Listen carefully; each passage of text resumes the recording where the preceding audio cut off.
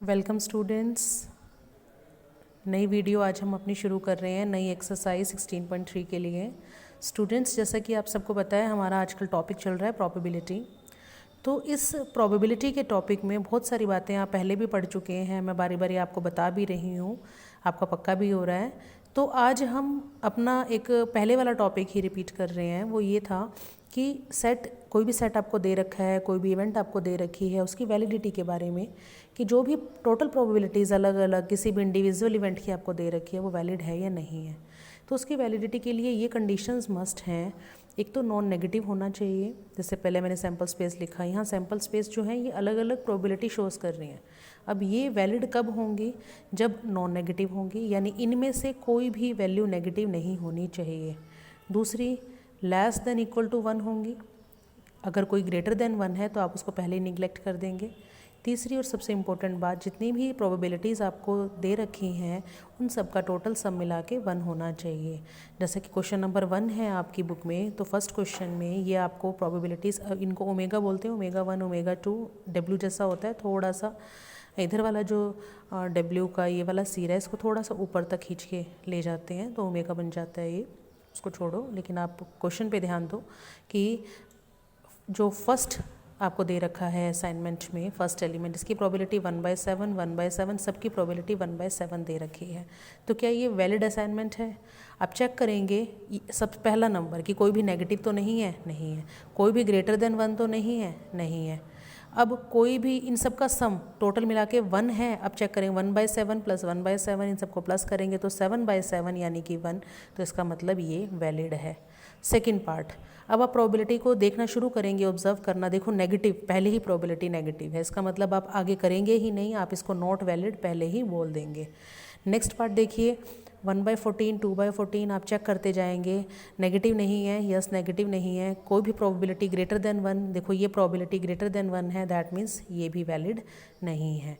तो आपने first question में यही बताना था कौन से वैलिड हैं, कौन से वैलिड नहीं हैं। उसके बाद क्वेश्चंस हैं बच्चों आपके पास। क्वेश्चन जैसे कि मैंने आपको बताया नहीं है, सेकंड क्वेश्चन यहाँ पे बहुत सिंपल था, मुझे लगा आप अपने आप कर लेंगे इसलिए नहीं बताया था। उसमें सिंपल था बिल्कुल कि एक कॉइन को टॉस किया गया 2 बार, यानी कि 4 केस आए, तो आपको कम से कम एक बार टेल आने की प्रोबेबिलिटी निकालनी है। तो कम से कम एक बार टेल या दोनों बार टेल, तो HT, TH और TT, टेल टेल, तीनों ही केस आ जाएंगे, तो 3/4 आपका आंसर आ जाएगा। थर्ड क्वेश्चन देखिए, एक डाइस को थ्रो किया, एक डाई ली है आपने, अब उस डाई में डिफरेंट डिफरेंट केसेस दिए हैं। जैसे फर्स्ट पार्ट है, एक प्राइम नंबर अगर आता है तो प्रोबेबिलिटी निकालिए। अब प्राइम नंबर कौन कौन से होंगे? 2, 3, 5, तो प्राइम नंबर की प्रोबेबिलिटी कितनी होगी? 3/6। अब सेकेंड पार्ट भी ऐसा ही है, कोई भी number greater than equal to 3 आ रहा है तो प्रोबेबिलिटी निकालनी है।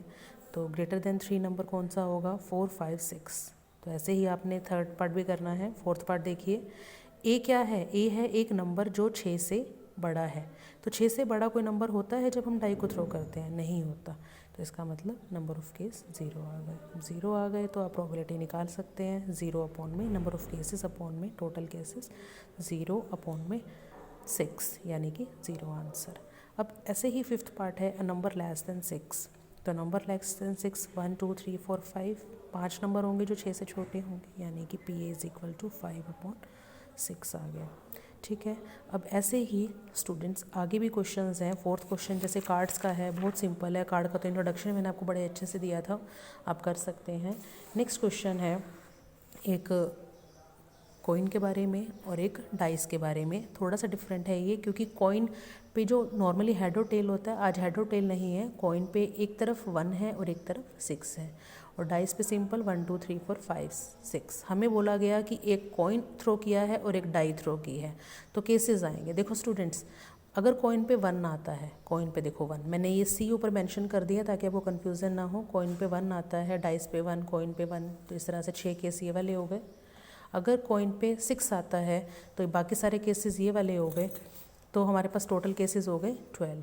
ये अब हमें निकालना है अगर दोनों का सम 3 हो तो प्रोबेबिलिटी। अब कॉइन पे 1 आता है, डाइस पे 2 आता है, लेकिन सम तो 3 हो गया ना, और केस एक ही हुआ, तो 1/12। और सम 12 आता है तो केसेस कितने हो गए? सम 12 आए, यानी 6 कॉइन पर आए और 6 ही डाइस पर आए, तो केस कितने? 1 केस ऐसा है जब हमारे पास सम 12 आता है, तो ये हमारी हो गई प्रोबेबिलिटी किसकी, सम 12 की। एक क्वेश्चन और है आपकी बुक में, अगर ए की प्रोबेबिलिटी, ए कोई इवेंट है और उसकी प्रोबेबिलिटी 2/11 है तो नोट ए की प्रोबेबिलिटी कितनी होगी, 9/11 होगी। एक क्वेश्चन है, बहुत ही अच्छा क्वेश्चन है, इंटरेस्टिंग भी है। क्वेश्चन सुनेंगे आप, क्वेश्चन को समझ के उसके बाद आपको दोनों चीज़ें समझ में आ जाएंगी, फेवरेबल क्या है और टोटल क्या है। क्वेश्चन नंबर 11 है, एक लॉटरी में एक पर्सन ने कुछ नंबर चूज़ किए, 6 नंबर्स उसने उसको चूज़ करने थे, उसने चूज़ कर लिए आउट ऑफ 20 नंबर्स। और 20 नंबर्स कैसे थे, 1 2 3 4 5 6 अप टू 20 तक। 20 में से उस पर्सन ने 6 नंबर चूज़ कर लिए। अगर उस पर्सन ने जो 6 नंबर चूज़ किए वो ऑलरेडी उन्होंने फिक्स कर रखा है कि इन 6 नंबर पे प्राइजेस है, अगर 6 के 6 नंबर मैच कर जाते हैं तो वो लॉटरी जीत जाता है। तो अगर वो 6 के 6 नंबर मैच हो जाते हैं और वो जीत जाता है तो आपको प्रोबेबिलिटी निकालनी है। अब प्रोबेबिलिटी कैसे निकलेगी, टोटल नंबर मैच होने चाहिए, वो फेवरेबल है उसके लिए, यानी कि 6 में से 6 मैच होने चाहिए। तो मैं आपको क्या शो कर रही हूँ यहाँ पे, 6 numbers are chosen to be chosen, जो उसने चूज़ करने हैं, 6 नंबर चूज़ करने हैं उसको, तो 6 नंबर उसको 20 में से चूज़ करने हैं। तो उसने 6 नंबर चूज़ कर लिए और जीतेगा कब, जब 6 के 6 नंबर मैच होंगे। तो फेवरेबल कितने हुए, 6 से 6, 6 में से 6 के 6 मैच, टोटल कितने थे 20 में से 6।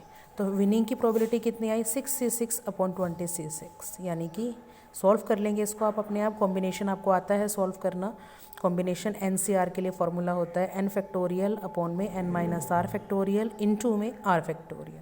सॉल्व कर लेंगे तो ये आपका आंसर आ जाएगा, 6C1 1 ही होता है, इसको आप सॉल्व कर लेंगे।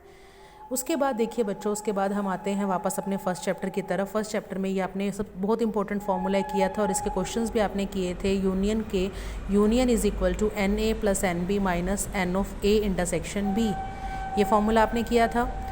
बहुत ही सिंपल था, वो n की फॉर्म में था, लेकिन अब जब आप प्रोबेबिलिटी का चैप्टर कर रहे हो तो सेम फॉर्मूला प्रोबेबिलिटी की फॉर्म में है। 13 क्वेश्चन भी सिंपल है। क्वेश्चन में क्या है, 4 चीज़ें दे रखी हैं, 1 2 3 4। इन चारों में से कोई भी 3 अगर दे रखी हैं तो चौथी आपको निकालनी है, कोई भी 3 दे रखी हैं तो चौथी आपको निकालनी है। आप आराम से ऊपर वाला फॉर्मूला यूज़ करेंगे, वैल्यू पुट करेंगे और अपना आंसर खुद से निकाल लेंगे। सेम 14 क्वेश्चन है। 14 क्वेश्चन हमें PA दे रखा है, PB दे रखा है, और क्या दे रखा है, A and B are mutually exclusive. तो म्यूचुअली एक्सक्लूसिव का मतलब होता है कि उनका इंटरसेक्शन 0 हो। तो आपको निकालना है A और B। स्टूडेंट्स एक चीज़ और मैं आपको बताऊंगी कि जब भी आपको और निकालना है, OR और का मतलब हमेशा यूनियन होता है, या फिर कहीं लिख रखा हो कि एटलीस्ट 1, तो एटलीस्ट 1 के लिए हम यूनियन ही लेते हैं। और जब भी आपको दे रखा होता है कि 2 इवेंट A एंड B निकालनी है, तो एंड का मतलब वहाँ आपको इंटरसेक्शन निकालना है, या बोथ A, जैसे A एंड B बोथ, तो एंड भी आ गया, बोथ भी आ गया, जो भी हैं तो आप वहाँ पे इंटरसेक्शन निकालेंगे। तो ये क्वेश्चन आपका हो जाएगा बड़े आराम से ऊपर वाला फॉर्मूला यूज़ करके। अब 16 17 भी म्यूचुअल एक्सक्लूसिव के हैं, ये भी आप कर लेंगे। क्वेश्चन नंबर 18 देखिए, प्रोबेबिलिटी ऑफ मैथमेटिक्स आपको दे रखी है 40%। परसेंट के लिए मैंने अपॉन 100 लगा दिया, 2/5 आ गई। नेक्स्ट है प्रोबेबिलिटी ऑफ बायोलॉजी। तो मैंने बायोलॉजी को सीधा लिख दिया, PB बायोलॉजी के लिए 3/10, 30% था, ये भी 3/10 सीधा लिख दिया। अब दोनों मैथमेटिक्स एंड बायोलॉजी दोनों की प्रोबेबिलिटी आपको दे रखी है 1/10, और आपसे पूछा है A और B। अब और या मैथमेटिक्स और बायोलॉजी, तो और के लिए हम क्या लेते हैं, बताया था मैंने ऊपर अभी, यूनियन। तो यूनियन निकालना है, फॉर्मूला लगा दीजिए। यूनियन का फॉर्मूला क्या होता है, A और B का, PA + PB minus PA intersection B। तो ये M और B की फॉर्म में है, तो PM + PB अब माइनस PM इंटरसेक्शन B, आपका आंसर आ जाएगा 0.6। एक क्वेश्चन और स्टूडेंट्स मैं डिस्कस कर रही हूँ, बाकी आप खुद कर लीजिएगा।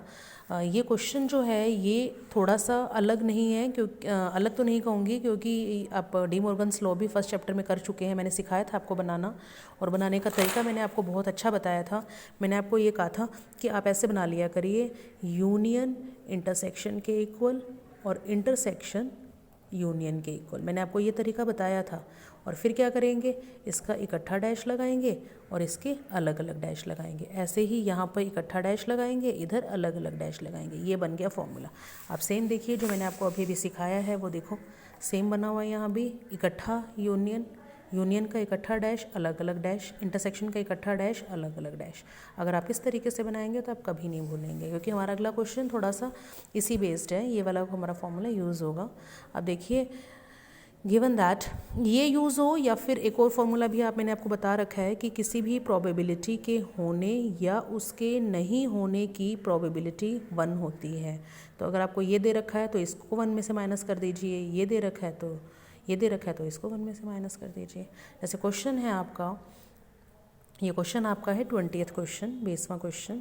क्वेश्चन में आपको दे रखा है कि जो 2 सब्जेक्ट दे रखे हैं, हिंदी एंड इंग्लिश। तो मैंने आपको पहले ही मेंशन कर दिया, ई इंग्लिश के लिए ले रही हूँ मैं और एफ हिंदी के लिए ले रही हूँ मैं।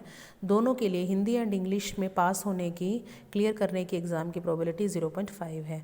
और दोनों में से कोई भी क्लियर ना हो, यानी कि ना तो इंग्लिश ना हिंदी, तो इसका मतलब क्या हुआ, जैसे आइदर और के लिए यूनियन होता है तो नीदर नोर के लिए उसका इंटरसेक्शन, उसका नोट, सॉरी, तो नोट की दे रखी है 0.1, तो आप इसको 1 में से माइनस कर देंगे, अभी बताया भी था मैंने आपको, तो वो आपकी 0.1 आपको दे रखा है। इसकी जगह मैंने इसको लिख लिया। अभी ये निकालना है तो 1 को इधर ले जाइए, आपका आ जाएगा 0.9। और इंग्लिश एग्ज़ाम में पास होने की प्रोबेबिलिटी 0.75। आपको निकालनी है कि हिंदी एग्ज़ाम में पास होने की प्रोबेबिलिटी कितनी है, तो जो ऊपर दे रखी है सारी पुट कर दीजिएगा। हिंदी में पास होने की प्रोबेबिलिटी निकल कर आएगी 0.65। ये एक्सरसाइज भी आपने कंप्लीट करनी है, चैप्टर को फिर से रिवाइज भी करना है।